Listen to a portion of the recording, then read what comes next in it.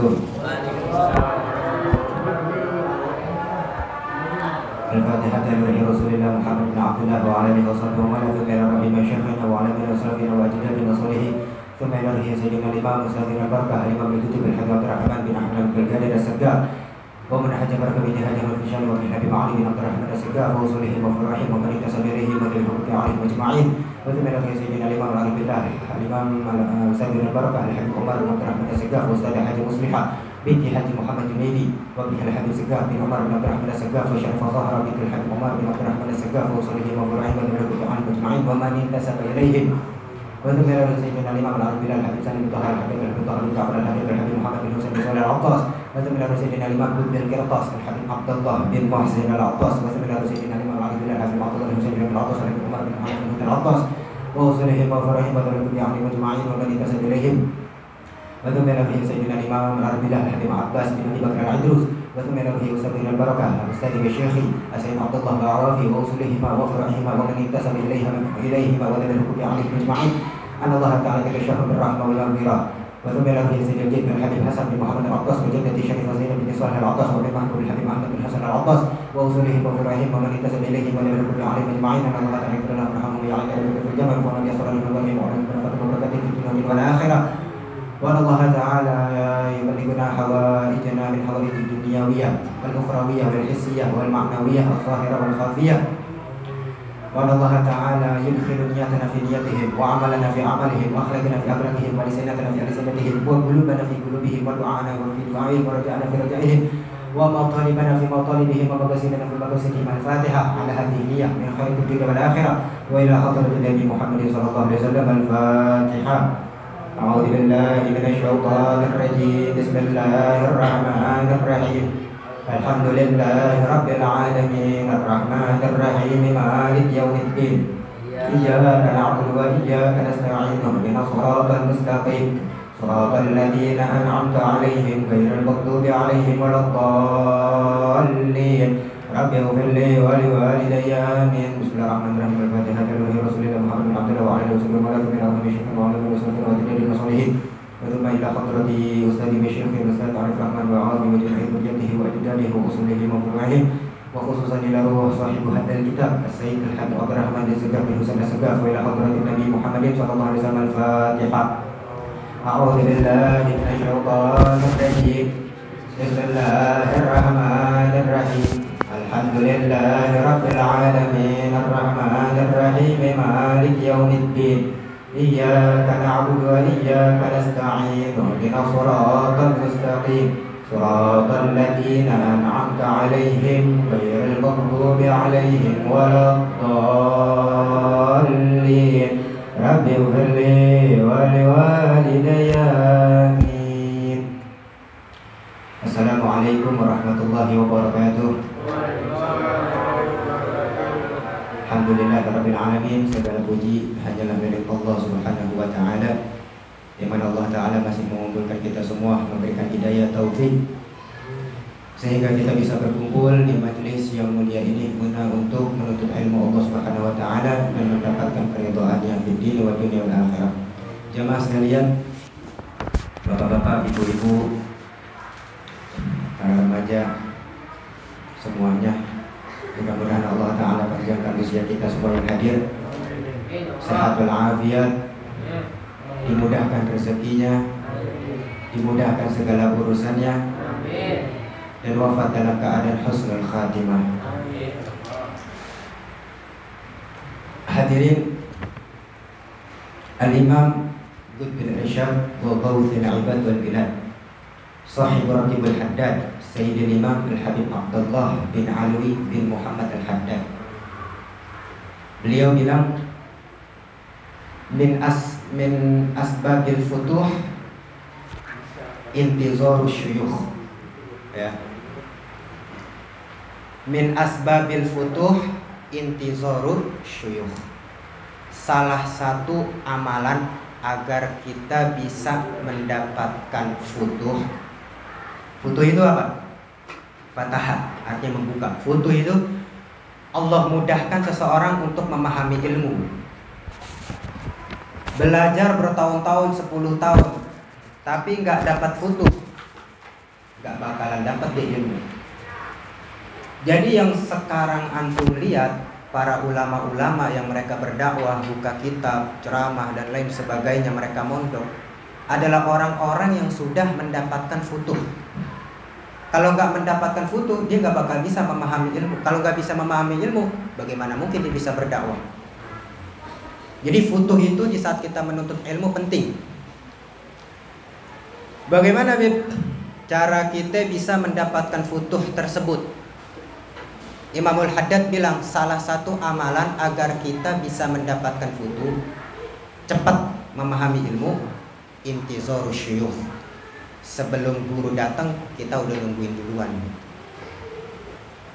Makanya para alim ulama kita, habaibuna, masyayikhuna, mereka belajar dengan guru-guru mereka. Sebelum datang jamnya mereka udah nyampe duluan. Gitu. Itu salah satu daripada supaya kita bisa cepat memahami ilmu, nungguin. Nah, makanya kadang-kadang kan ada majelis atau ada ya orang lain lah gitu ya. Guru udah datang, kan muridnya ini. Jadi kebalik gitu. Bukannya murid mungkin guru, tapi guru yang nungguin murid. Kan bahasanya kayak yang nyamperin itu kan gayung, bukannya kolam. Ya lo kan kolam yang nyamperin gayung. Kalau kuat ente ngangkatnya. Dan di saat kita menuntut ilmunya Allah itu kita diciptakan oleh Allah Ta'ala memiliki akal. Dalam sebuah pepatah bahasa Arab dikatakan ma wahaballahu limri'in hibbatan afdala min aqlihi wa adabih. Tidak ada pemberian Allah yang paling besar dalam segi fisik ya, secara fisik. Pemberian Allah yang paling besar yang Allah berikan kepada seseorang adalah apa? Akal dan adabnya. Akal tuh. Karena orang kalau bangsaan gila nggak bakal ada orang yang mandang. Gila. Dan adabnya. Makanya Imam Syafi'i bilang huma hayatul fata. Keduanya ini nih ya. Akal sama adab alias ilmu dan adab adalah kehidupan bagi seseorang. Idza lam yakuna la i'tibara li dzatihi. Kalau enggak ada tuh akal sama adabnya ya, la i'tibara li dzatihi. Enggak ada yang bisa diambil manfaat dari diri orang tersebut. Ya, alhamdulillah ini masih pada waras kan? Baru waras. Ahlan, Mang Ojak sehat.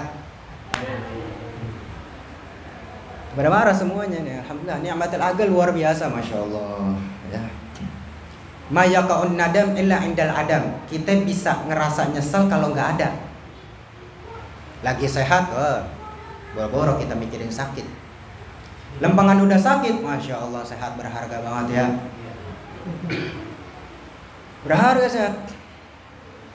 Banyak duit, tajir mampus tuh orang. Kalau sakit apa yang bisa dinikmatin? Ya kan? Sehat yang penting tuh, sehat mahal. Kalau udah sakit baru dia tahu kadar kualitas mahalnya kesehatan. Begitu juga orang berakal nih. Kita selama ini mungkin gak sadar kalau akal itu pemberian yang luar biasa. Kecuali kalau kita gila baru. Tapi gak mungkin sih orang gila bisa mikir kan. Tapi setidaknya kita bisa ngeliat orang gila gitu. Wah dia gak ada akal nih. Ya kan, tidur di jalanan, makan sembarangan apa dan sebagainya. Kita di situ bersyukur sama Allah Ta'ala atas ni'matul aqal, nikmat akal. Salah satu daripada cara untuk kita bisa menikmati akal, artinya kita mensyukuri pemberian Allah Ta'ala yang berupa akal, itu dengan cara menggunakan untuk apa? Untuk menuntut ilmunya Allah Subhanahu wa Ta'ala. Itu salah satu daripada cara kita bersyukur sama Allah Ta'ala atas nikmat akal. Boleh kita mikirin dunia, boleh. Orang tadi ngutang sama gua gitu. Boleh kita mikirin dunia. Tapi nggak ada nilai ibadahnya. Kalau nilai ibadah bentuk syukur seseorang terhadap pemberian Allah Ta'ala yang bernama akal itu dengan cara menggunakannya, yaitu dengan cara apa? Menggunakan untuk menuntut ilmunya Allah Ta'ala. Kita belajar nih ala kulli hal, menuntut ilmunya Allah Ta'ala. Gak mungkin kita bisa mendapatkan ilmu juga kecuali harus fokus, kalau kata para ulama. Al-Imam Syafi'i radhiyallahu an pernah bilang begini, lau kulliftu bil basalah ma'araftu kaifiyatal mas'alah. Kalau saya dibebankan dengan sebutir bawang, saya nggak bakalan mampu untuk memberikan pencerahan sama orang. Artinya memecahkan masalah gitu. Imam Syafi'i kan hujjatul Islam kan, rujukan ulama fikih gitu. Apa-apa orang pada nanya sama Imam Syafi'i pada masanya. Bahkan sampai sekarang pun kita dari segi sholat, ngaji, apa dan sebagainya itu ngikutin Imam Syafi'i gitu. Imam Syafi'i bilang kalau saya dibebankan dengan sebutir bawang, saya nggak bakalan bisa untuk memecahkan masalah. Artinya jawaban orang gitu. Pertanyaan orang apa deh? Terus saya dibebani sama sebutir bawang, saya nggak bakalan bisa. Maksudnya apa? Maksudnya sebagaimana yang diceritakan di dalam kitab Fawaidul Mukhtaram. Jadi ada cerita, dulu ada seorang khatib. Dia ini jadi khatib penceramah gitu ya, ulama di zamannya. Diundang untuk menyampaikan khutbahnya pas hari raya Idul Fitri. Diundang gitu. Masuk hari H nih, pagi-pagi, amu berangkat, murenan bininya ngomong, Bang, namanya kita hari raya ini, belok kita bikin kue acan-acan. Anu tuh kalau balik saya mesen terigu buat bikin adonan kue ini. Romana dapur kosong pisan ini. Ya dah. Tuh. Disuruh sama bininya nih. Nitip kalau balik, gue nitip tepung, nitip terigu buat bikin kue gitu buat hari raya. Karena disuruh begitu sama bininya, akhirnya dia sepanjang jalan tuh dari rumah dia menuju masjid yang dia pengen khutbah di situ, dia kepikiran, gua harus beli tepung, beli adonan, kepikiran. Sampai saatnya begitu khutbah, naik ke atas mimbar, ngucapin salam, Assalamualaikum warahmatullahi wabarakatuh. Wahai para hadirin, jangan lupa tepung hari raya. Di depan jamaah semua tuh orang-orang yang hadir di masjid keceplosan dia ngomong begitu. Wahai hadirin, jangan lupa beli tepung hari raya. Kenapa? Karena dia kepikiran omongan bininya itu, Bang, lu kalau balik gue nitip tepung. Oh, jadi kita harus fokus gitu. Makanya dulu anak di pondok, ini pengalaman anak pribadi. Waktu anak di pondok nih selesai ngaji gitu ya, karena udah selesai tinggal nunggu waktu istirahat. Anak mikir tentang sains gitu, tentang ilmu kedokteran. Waktu itu anak lagi mikirin soal tenggorokan gitu. Kenapa manusia itu bisa bersuara? Ada alat apa yang bisa mengeluarkan suara? Nah, anak mikir, oh mungkin tenggorokan kali itu yang nyantol tuh di ini. Saya mikir begitu. Begitu udah kelar, saya nyariin pulpen. Begitu saya nyariin pulpen, saya bilang, tenggorokan gue mana? Tenggorokan gue mana? Tuh. Makanya kita kudu fokus di saat kita menuntut ilmu. Kita punya beban apa dah di rumah, jangan kita pikirin. Maksudnya, ya udah di saat kita ngaji, fokus aja dulu sama isi pengajian kita. Ntar urusan masalah dunia mah, ya ntar kalau udah kelar, baru deh. Walhasil ala kulli hal begitu hadirin ya. Min asbabil futuh intizuru syuyukh. Tadi itu untuk mendapatkan futuh kita bisa paham masalah ilmu, nungguin guru. Yang kedua itu dengan cara kita fokus di saat kita menuntut ilmu, jangan kemana-mana ya. Apalagi anak-anak muda di pantaran saya gitu ya, lagi masa-masanya kepikiran yang aneh-aneh. Ada kuliah. Kita kemarin intaha berhentinya sampai hijjul bait ya. Hijjul bait lil mustati', pergi haji bagi orang yang. Ini saya lanjutin. Bismillahirrahmanirrahim. Qala Syekhul Musannif rahimahullahu taala wa adama naf'a bihi wa bi barakati umrihi wa bikum fil dharain amin Allahumma amin. Radhiyallahu ankum wa qala radhiyallahu anhu. Ma huma syahadatan, apa arti dua kalimat syahadat? Kita tabaruk aja sedikit ya, ngambil berkah. Ma huma syahadatan, apa sih yang dimaksud dengan dua kalimat syahadat? Bagaimana ucapannya ya, kita antum orang pada tahu lah semua. Asyhadatan, dua kalimat syahadat itu huma, yakni asyhadu an la ilaha illallah wa anna muhammadar rasulullah. Kalau orang akan masuk Islam harus mengucapkan syahadat. Syahadat itu bagaimana? Itu tadi tuh, asyhadu an la ilaha illallah wa asyhadu anna muhammadar rasulullah. Tapi kalau ada orang Kristen masuk Islam, para ulama menambahkan, kan syahadat kan begini. Kalau ada orang Kristen kan dia meyakini Nabi Isa itu sebagai anak Tuhan kan. Jadi kalau misalkan ada orang Kristen masuk Islam, tambahin asyhadu alla ilaha illallah wa asyhadu anna muhammadar rasulullah wa anna Isa abduhu wa rasuluh. Tambahin begitu. Jadi aku bersaksi bahwasanya tiada Tuhan yang patut disembah dengan sebenar-benarnya kecuali Allah, dan aku bersaksi bahwasanya Nabi Muhammad itu adalah utusan Allah. Karena berhubung dia orang Kristen, tambahin wa anna Isa abduhu wa rasuluh, dan bahwasanya Nabi Isa adalah hambanya dan utusannya. Karena orang-orang Nasrani ya, yang orang-orang Kristen sekarang nih, dia ini menganggap Nabi Isa itu sebagai anak Tuhan, anak Allah Ta'ala. Padahal qul huwallahu ahad, Allahus samad, lam yalid wa lam yulad. Allah tidak beranak dan tidak diperanakan. Walam yakul lahu kufuwan ahad. Tidak ada yang setara bagi Allah Ta'ala. Gitu, ala kulli hal.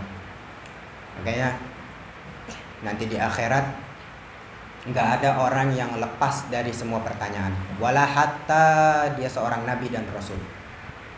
Apalagi yang cibang-cibang, Pak. Nabi dan rasul di padang mahsyar nggak lepas dari pertanyaan Allah Ta'ala. Wala nas'alannal mursalin, Allah Ta'ala bilang. Kalau kita baca dalam segi nahunya itu ada penekanan yang luar biasa di kalimat itu. Ada huruf lam sama ada huruf nun di situ. Wala nas'alanna. Contoh, saya kasih contoh ya. Ada teman kita, dia gedek sama orang, pengen ngebunuh. Bahasa Arabnya contoh namanya si Z. Z bilang sama aneh nih misalnya, beb, saat tulu Amr. Aneh pengen banget ngebunuh si Amr loh. Ngebunuh si apa sih kalau bahasa kitanya nih, nama orang si Udin lah. Gue pengen banget ngebunuh si Udin, Bib. Saat tulu Udin. Aneh pengen banget Bib ngebunuh dia. Asalnya aktulu doang, asalnya tuh aktulu doang asalnya. Ditambahin sin awalnya saat tulu. Itu ada penekanan di situ. Ah serius ente pengen ngebunuh dia? Kalau misalkan aneh masih nggak percaya, tambahin lagi huruf yang menekankan, yang meyakinkan gitu. Tambahin apa? Tambahin huruf nun di akhir. Bagaimana contohnya? Saat tulanna. Bener Bib, gue pengen ngebunuh si Udin. Itu bahasanya, pakai nun dulu di akhir tuh. Masih nggak percaya juga? Wallahi Bib. Kalau udah wallahi nih, udah khalas. Udah nggak ada basa-basi, udah bener dia tuh. Asalnya cuma aktulu doang, karena ditambahin sin di awal ada penekanan. Kalau nggak percaya, tambahin nun di akhir. Itu benar-benar udah penekanan banget tuh. Nah makanya Allah Ta'ala bilang, wala nas'alannal mursalin. Bener, swear gue bakalan nanya para rasul. Para rasul nggak lepas dari pertanyaan Allah Ta'ala. Apa yang bakalan Allah tanya? Sudahkah kalian menyebarkan risalahku dengan benar? Semua dari Nabi Adam, Nabi Idris, Nabi Nuh, Nabi Hud, semua para nabi-nabi dan rasul ditanya sama Allah Ta'ala tentang tanggung jawab dia di saat dakwah. Bener gak lu nyampein dakwah? Nah, ujian yang paling berat itu adalah Nabi Allah Isa alaihi salam. Bakalan nanya nanti Allah Ta'ala sama Nabi Isa, lu gimana dakwah kok sampai ada hamba-hamba lu yang menganggap kalau lu anak Tuhan? Berat. Makanya Nabi Isa itu salah satu Nabi ulul azmi ya, salah satu Nabi yang mendapatkan ujian yang sangat besar. Nabi ulul azmi, Nabi Nuh, Nabi Musa, Nabi kita Muhammad SAW salah satu bagian daripada Nabi Ulul Azmi, Nabi yang memiliki ujian. Ya tentu semua para Nabi dan Rasul ujiannya berat Pak ya, cuman yang benar-benar gak ada tandingannya lah dari semua para Nabi, yang paling berat itu Nabi kita Muhammad SAW, Nabi Isa, Nabi Nuh, Nabi Musa, Nabi Ulul Azmi. Ala kulli hal gitu. Jadi syahadat sebenarnya kalimat tauhid itu kan la ilaha illallah Muhammadur Rasulullah. Kalau ada orang bilang la ilaha, sebetulnya itu udah cukup. La ilaha artinya tidak ada Tuhan. Maksudnya ya udah mafhum, tidak ada Tuhan emang, kecuali hanya Allah aja. Ditambahin kalimat illallah itu udah super meyakinkan gitu. Ada penekanan di situ. Jadi kalau misalkan ada la ilaha, itu sebenarnya udah cukup tuh kalau dalam segi bahasa ya, dalam segi bahasa itu udah cukup. La ilaha, tidak ada Tuhan. Ya orang yang beriman yang punya akal udah paham maksudnya tidak ada Tuhan kecuali Allah Ta'ala. Ditambahin kalimat illallah, nah itu udah luar biasa, penekanan yang luar biasa udah. La ilaha illallah Muhammadur Rasulullah. Makanya Rasul SAW bilang man qala la ilaha illallah dakhalal jannah.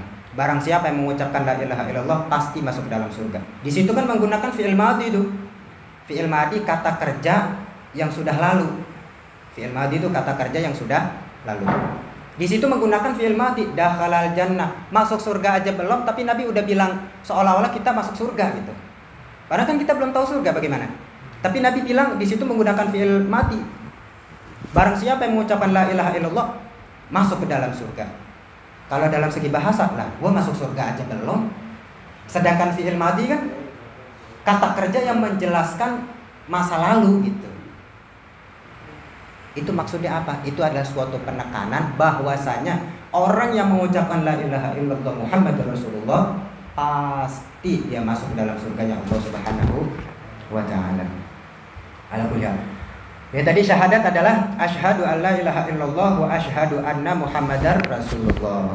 Jadi kalau misalkan dia ada orang Nasrani atau ada orang Kristen tinggal tambahin gitu. Barangkali antum ada orang murtad terus dengan antum masuk Islam lagi dia orang Kristen bisa tambahin. Wa Isa abduhu wa rasuluh. Lanjut, makna syahadatan, apa arti dua kalimat syahadat? Makna syahadatan huwa antaqidu bi Allah wahid. Kita berkeyakinan syahadat itu kita meyakinkan bahwasanya Allah Subhanahu wa taala itu Maha Esa ya, tidak ada sekutu bagi Allah taala. La syarikalahu, tidak ada sekutu baginya. Wa anna sayyidina Muhammadan rasulun minallah, dan bahwasanya Nabi kita Muhammad sallallahu alaihi wasallam adalah utusan dari Allah Subhanahu wa taala. Dosa orang berzina, minum khamar, ninggalin sholat, apalagi jenis-jenis dosa, semua bisa dimaaf dengan cara kita bertaubat, kecuali dosa syirik. Ya mungkin antum udah tahu lah, dosa syirik adalah dosa yang nggak bisa diampuni. Lantas bagaimana kalau misalkan ada dukun dia tobat? Dukun nih kan, antum tahu lah dukun yang nyantet maksudnya, yang main ilmu-ilmu gaib gitu kan, yang di luar syariat, pakai tumbal, pakai apalah ya, menggunakan tenaga jin, tujuannya untuk mencelakain orang, musyrik ini. Dia tobat bagaimana, Bib? Sah gak? Sedangkan yang kita tahu dosa orang syirik gak bakal bisa diampuni. Maksudnya yang gak bisa diampuni dosa syirik itu kalau sudah wafat, hadirin. Kalau sudah wafat, kalau udah meninggal, udah gak bisa diampuni lagi. Jadi gini maksudnya, di akhirat kelak banyak di antara kaum muslimin yang meninggal dunia dalam keadaan berlumuran dosa. Banyak gak? Ada orang lagi mabuk, lagi nyetir mobil, nyebur ke jurang, mati. Ya secara akal sehat, kapan sempat dia tobat kan begitu kan dalam keadaan mabuk. Atau orang berzina, maaf gancet misalnya ya, saking anunya kali di kuburan kali gancet dia meninggal tuh, dia dalam keadaan panik gitu. Namanya panik kan kemungkinan besar gitu dia nggak sempat tobat. Nah begitu dia sudah meninggal, orang yang berlumuran dosa ini di akhirat kelak masih bisa untuk diampuni sama Allah Ta'ala. Mungkin dengan sebab dia mendapatkan syafaat dari Rasul SAW. Bisa diampuni itu dengan syafaat Nabi. Atau dari keluarga dia yang ngirimin Fatihah, bacaan-bacaan Quran, ya istighfar. Atau mungkin dia punya keluarganya sholat atas nama dia, kan boleh tuh ya, mengkodok sholat saudara. Misalkan ada orang tua meninggal, punya anak, kita tahu orang tua kita jarang sholat, terus kita kodoin sholat kita, sholat dia gitu, kan boleh tuh. Nah, bisa jadi itu diampuni dosanya. Tapi kalau misalkan orang syirik, mau bagaimanapun udah susah, nggak bisa diampuni lagi sama Allah Ta'ala. Jadi kalau misalkan ada dukun atau mungkin ada saudara-saudara kita yang pernah terjebak dalam kesyirikan, kalau dia masih hidup, dia tobat, diampuni sama Allah Ta'ala. Yang nggak diampuni dalam hal syirik kalau dia sudah meninggal gitu, udah nggak ada dispensasi, asik, udah nggak ada toleransi lagi dari Allah Ta'ala untuk mendapatkan ampunan. Paham ya? Ala kulli hal gitu. Makanya dalam burdah kan ya nafsula tagnati, ya kita lupa baca burdah antara di akhir. Ya nafsula tagnati min zallatin azumat, innal kabaira fil ghufrani kallaman. Ya nafsu la tagnati, wahai jiwa, wahai hati, la tagnati min zallatin azumat, jangan putus asa karena sebab dosa kita yang besar. Kenapa? Innal kabaira fil ghufrani kallamami, sesungguhnya dosa-dosa besar di lautan ampunannya Allah seperti dosa-dosa kecil. Dalam hal tobat, ulama beda pendapat. Ada orang pengen tobat, ulama mengatakan namanya tobat nggak mau ngulangin yang kedua kalinya. Kalau dia mengulangi kedua kalinya, berarti tobatnya masih bohong. Ada yang berpendapat seperti itu. Tapi ada juga ulama mengatakan, walaupun kita ngulangi sekali, dua kali, ngulangi lagi sampai cepet, kita sehari ngulangi dosa yang sama, tetap ampunan Allah Ta'ala maha luas. Jadi ulama tuh mengenai tobat ada beda pendapat tuh. Ente kalau misalkan mau tobat nggak boleh ngulangi lagi. Kalau ente mau ngulangi lagi, tobat ente nggak sah. Tapi ada juga ulama yang berpendapat, mau ente ngulangi 100 kali, 1000 kali dalam satu hari, selama ente tetap mau minta ampun sama Allah Ta'ala, lautan ampunannya Allah itu maha luas. Makanya Rasul SAW bilang,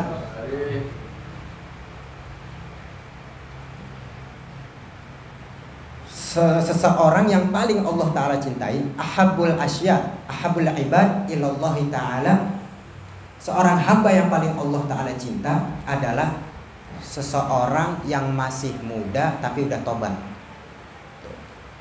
Seorang yang paling Allah Ta'ala cintai adalah dia masih muda nih, masih sehat, masih seger, tapi dia udah tobat.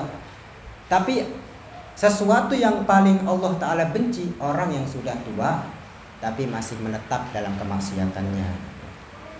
Ini khusus bagi antum masih muda kan, antum masih muda. Lampangan kawin lagi masih dapat kan? Masih muda tuh semua. Tapi Allah Subhanahu wa Ta'ala bilang dalam hadits qudsi, ini mengenai seorang pemuda ya, yang azabah lah, yang masih jomblo gitu, yang kayak aneh kayak yang lain nih. Kalau kita udah tobat, kita berbeda dari kawan-kawan kita yang lain, jauh dari kategori maksiat gitu ya bahasanya. Allah bilang, anta minni kaba'ti malaikati, engkau ini di sisiku sama seperti sebagian malaikat. Jadi kalau misalkan ada seorang pemuda nih yang udah taat gitu, karena ulama bilang asyabab syu'batun minal junun, masa muda itu cabang daripada kegilaan. Maksudnya apa? Mungkin kalau bapak-bapak nih yang udah ngerasain garamnya gitu, asam manisnya dunia, ketika ingin mendapatkan sesuatu nggak ambisi gitu, wah pokoknya gue harus dapat. Ada istilahnya sabar gitu. Kalau bangsaan kayak anak muda kan biasanya tuh menggebu-gebu gitu. Wah pokoknya gue harus begini, gue harus begini. syu'batun minal junun. Nah, ketika seorang pemuda sudah bisa melawan itu semua, Allah Ta'ala bilang, anta minni ka ba'di malaikati. Lu nih di hadapan gua seperti sebagian para malaikatku. Jadi luar biasa. Mengenai masalah tobat, balik lagi. Ya, tobat itu terserah tuh antum mau pakai yang mana. Mau pakai yang tobatan nasuha, ngulangin kedua kali gak diterima, atau pendapat yang pertama bahwasanya Allah Subhanahu wa taala itu lautan ampunannya sangat luas. Terserah antum mau pakai yang mana gitu. Cuman kalau anda pribadi lebih dominan ya. Anda lebih memilih lautan ampunan Allah Ta'ala itu maha luas. Kalau kita mikir pendapat yang pertama, taubat yang benar gitu, kalau kedua kali masih bohong alias gak sah, yang ada orang nggak tobat kalau kayak gitu. Karena pasti dia mikir, waduh gue takut ngulangin lagi nih, mampus habis itu, bahaya. Makanya lebih condong ke pendapat yang kedua. Jadi yang pertama yang tobat nasuha, yang kedua lautan ampunan Allah Ta'ala itu maha luas. Sedikit sebelum kita tutup, ada satu kisah tuh mengenai tobat lautan ampunan Allah Ta'ala maha luas. Jadi ada orang kan siang malam dinasehatin sama temannya jangan berzinah baik gitu, cuman karena kondisi batinnya dia emang udah menjiwai gitu ya, maksiat. Udah dinasehatin malamnya, paginya dia berzina.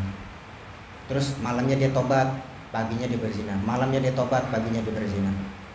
Sampai saatnya dia wafat, meninggal dunia, temannya mimpi gitu, lo ada di surga mendapatkan kedudukan yang tinggi oleh sebab apa? Dia bilang karena aneh gak pernah putus asa dari rahmatnya Allah Subhanahu wa ta'ala. La taqnatu min rahmatillah. Jangan kita berputus asa dari rahmatnya Allah Subhanahu wa ta'ala untuk menggapai keridhaannya. Ala kulli hal, begitu hadirin seputar daripada fikih. Sebenarnya campuran sih random tadi pembahasannya. Dari fikih, tasawuf, hadis Nabi sallallahu alaihi wasallam. Mungkin ada muskilah, ada sedikit pertanyaan dari jemaah. Enggak ada.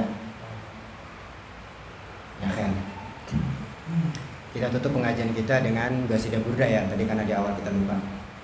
Bismillahirrahmanirrahim. Ya Rabbi bil Mustafa balligh maqasidana waghfir lana ma madha ya wasi'al karami. Ya Rabbi bil Mustafa balligh maqasidana waghfir lana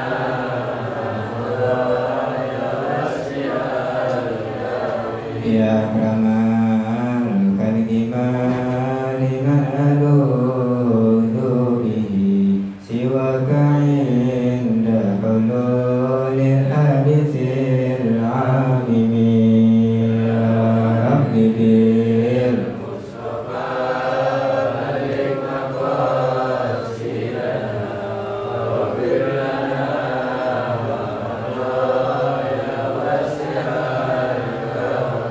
walan yadhiqa Rasulullahi jahuka bi idzal karimu tajalla bismi muntahimi.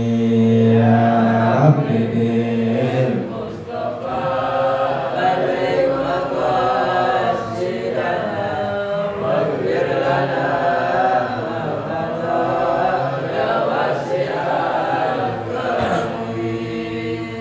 wala ya nafsu la taqnati min zallatin azumat innal kabaira fil ghufrani kallamami. Ya Rabbi bil Mustafa balligh maqasidana waghfir lana